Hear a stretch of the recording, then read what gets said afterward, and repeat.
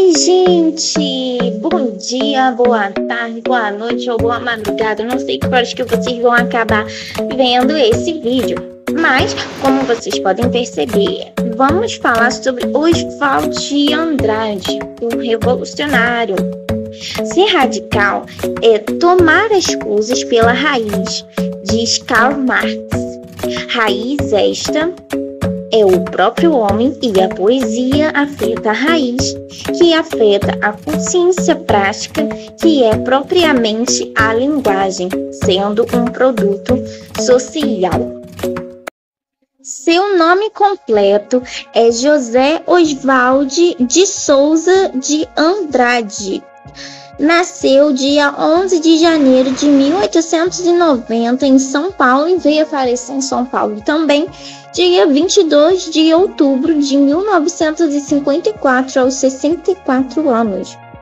Ele teve algumas esposas, né? Como a gente pode perceber, 5 esposas.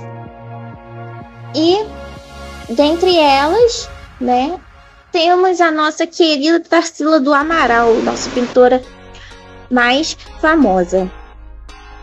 Oswald de Andrade escreveu 2 manifestos essenciais para o movimento modernista. O primeiro é o Manifesto da Poesia do Pau-Brasil, que é um dos seus livros mais famosos, escrito em 1924. Requerimento de nacionalidade, uma literatura que vise a realidade, o cotidiano brasileiro, com propósito de liberdade criativa. O segundo manifesto é o mais conhecido, escrito 4 anos depois, em 1928, chamado Manifesto Antropofágico. Mais uma vez retoma o grito pelo nacional. Era contra todos os importadores de consciência enlatada, ou seja, aos movimentos europeus que vinham pra gente, fazendo com que encaixássemos nele, com que a gente se adaptasse a partir deles. E esse manifesto é uma ruptura completa com isso. Não devemos nos encaixar neles, simplesmente nos adaptar. Devemos ser um abaporu e digeri-los. Tarsila de Aguiar do Amaral, nossa querida Tarsilinha, foi uma pintora, desenhista e tradutora brasileira considerada uma das principais artistas modernistas latino-americana, além de ser considerada a pintora que melhor alcançou as aspirações brasileiras de expressão nacionalista nesse estilo artístico. Seu quadro mais famoso, inclusive o mais importante já produzido no Brasil, é o Abaporu. E ela pintou esse quadro para dar de presente para o seu amado Oswald de Andrade. Abaporu em Tupi-Guarani significa o homem que come. Então, voltando novamente ao que seria o Manifesto Antropofágico. O que Oswald de Andrade quis dizer com esse manifesto, que ele queria alcançar? Que as ideias e movimentos europeus que vinham pra gente não pegar aquilo como pronto, como algo enlatado e simplesmente reproduzir pra gente, a partir desses movimentos que vinham até nós, que vinham para nós, a gente pegar, digerir e depois produzir algo nosso, algo verdadeiramente nosso, uma identitária brasileira e nacional. 13 a 18 de fevereiro de 1922. Essa é a data do movimento que mais se destacou nas mais diversas áreas das artes e ficou conhecido como Semana de Arte Moderna. Esse movimento funcionou como uma linha temporal que separa o passado literário da literatura moderna brasileira. E como foi um movimento grande e se divergia das ideias pré-estabelecidas, foi um momento muito difícil e as críticas eram extremamente pesadas. Os olhos das pessoas ainda estavam presos ao passado. Para eles, aquilo não era arte, não era poesia. era simplesmente um show de horrores. Então, a primeira fase foi aquela em que os autores procuravam desconstruir esse pensamento cético e consolidar esse novo movimento, sendo a favor da liberdade poética, ou seja, indo contra o parnasianismo, que tinha por sua definição a forma e pureza de métodos e regras literárias, o formalismo. O modernismo é estabelecido em 3 fases: primeira, segunda e terceira fase, sendo que a terceira é mais conhecida como geração de 45.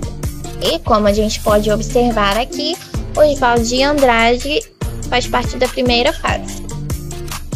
Agora vamos falar um pouco das características da escrita de Oswald de Andrade. Inovação estética, crítica à tradição literária, liberdade formal, nacionalismo crítico, regionalismo, uso da linguagem coloquial, elementos sociopolíticos. E as obras do autor também apresentam as seguintes peculiaridades: humor, fragmentação, ironia, caráter ideológico, metalinguagem, prosa com frases curtas, sátira da vida burguesa, poesia ágil ou sintética e presença de neologismos. As extrações de poesias são 3 poesias, 3 trechinhos de 3 autores diferentes. Vamos lá. Canção do Exílio, de Gonçalves Dias. Minha terra tem palmares, onde canta o sabiá. As aves que aqui gorjeiam, não gorjeiam como lá. Canto de Regresso à Pátria, de Oswald de Andrade. Minha terra tem palmares, onde gorjeia o mar. Os passarinhos daqui não cantam como os de lá. Europa, França e Bahia, de Carlos Drummond de Andrade. Meus olhos brasileiros se fecham saudosos. Minha boca procura a canção do exílio. Como era mesmo a canção do exílio? Eu tão esquecido de minha terra. Ai, terra que tem palmeiras, onde canta o sabiá. Agora que já lemos os trechos, vamos para a pergunta. Em nossa aula, quando aprendemos sobre intertextualidade e interpretação, vimos os mesmos trechos que estão expostos aqui, se lembram? Se o texto original, Canção do Exílio, de Gonçalves Dias, não estivesse exposto, você saberia que se tratava de uma intertextualidade, uma releitura? Conseguiria dizer qual se originou, a partir de qual? Desenvolva a questão. O que eu tô querendo nessa questão? Sem o contexto, você ia conseguir diferenciar? Você saberia qual se originou, a partir de qual? Você perceberia que se trata de uma intertextualidade, ou para você era um texto original, o outro original e o outro original? Entendeu? Esse tipo de coisa que eu tô querendo que vocês desenvolvam. Por exemplo, você já parou para pensar que às vezes uma pessoa demora para entender ou nem acha graça de algumas piadas? Você já parou para pensar que às vezes não é o pensamento dela que é lerdo, é porque ela não achou graça porque não sabia do contexto? Porque tem certas piadas que precisa de um contexto para você achar uma graça, achar uma certa graça, você rir. Então vocês vão desenvolver essa questão, ok? Eu vou explicar as outras questões também para vocês, tá bom? Vamos lá. Agora nós vamos ver um outro poema, um poema de Oswald de Andrade, e a partir dele a gente vai desenvolver as outras questões, ok? Essa foto que tá aí foi tirada em São Paulo em 1912 e é a rua 15 de novembro. o poema se chama Aperitivo. A felicidade anda a pé na Praça Antônio Prado. São 10 horas azuis. O café vai tão alto como uma manhã de arranha-céus. Cigarros, tietê, automóveis, a cidade sem mitos. Questão 2. A fim de atualizar os programas artísticos brasileiros, os modernistas, sobretudo na poesia, alinharam sua escrita às propostas estéticas das vanguardas europeias. No que se refere à literatura, as vanguardas defendiam uma linguagem que expressasse a velocidade da vida moderna, contando também com utilização de elementos do cotidiano que valorizassem o estar na cidade. Discuta como essas duas características aparecem no poema. Então, primeiro a gente tem que entender o que a questão pede. Que duas características são essas? Se refere à linguagem que expressa velocidade. Então, a gente tem que evidenciar isso no poema. E elementos, utilização de elementos do cotidiano. Então, você vai pegar partes do poema, trechos, e vai evidenciar e desenvolver essa questão. Pegar trechos. Questão 3. Por que, possivelmente, o autor escolheu esse título? O que a gente tem que observar? O título é Aperitivo.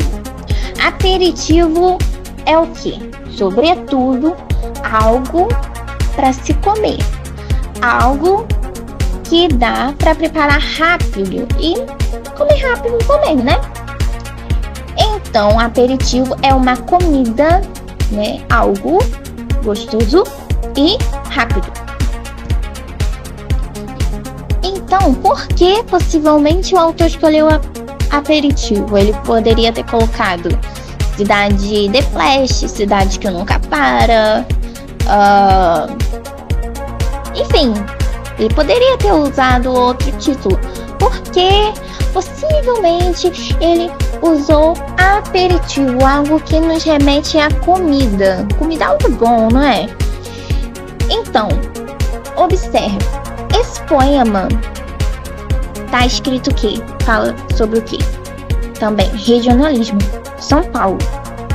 O outro poema que a gente viu, O Canto de Regresso à Pátria, não tá aí, mas no final ele também cita São Paulo.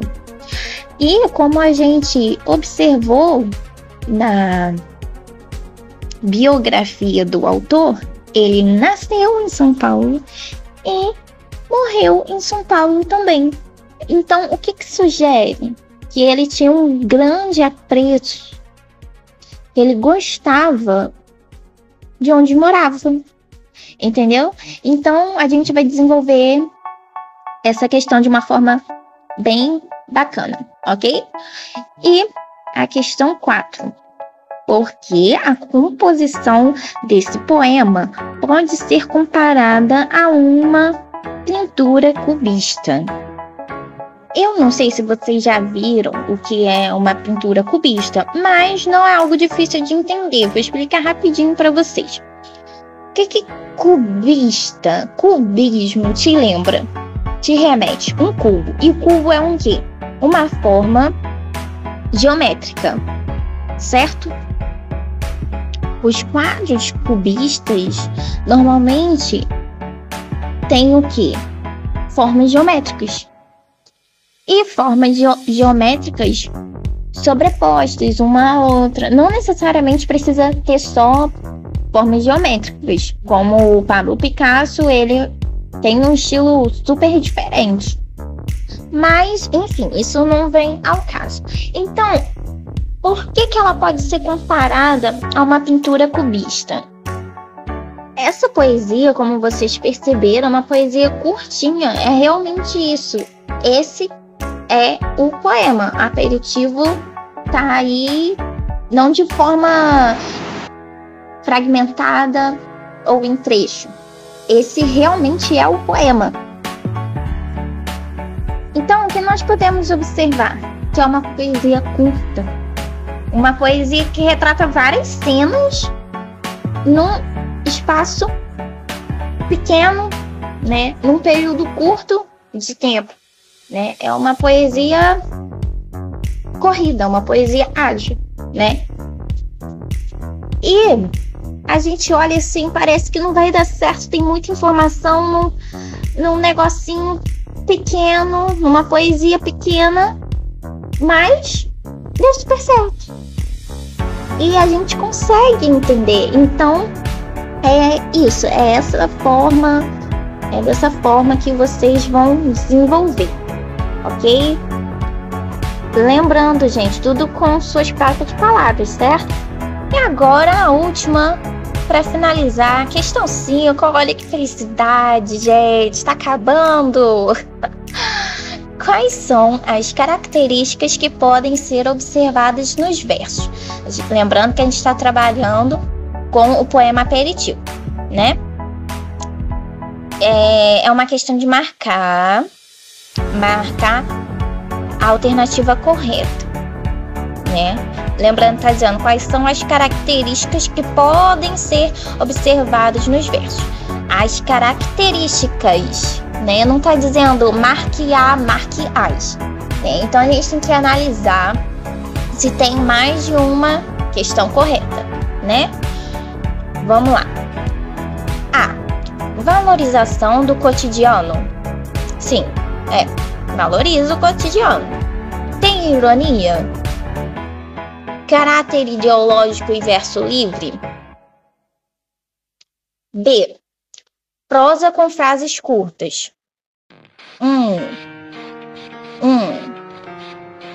Metalinguagem.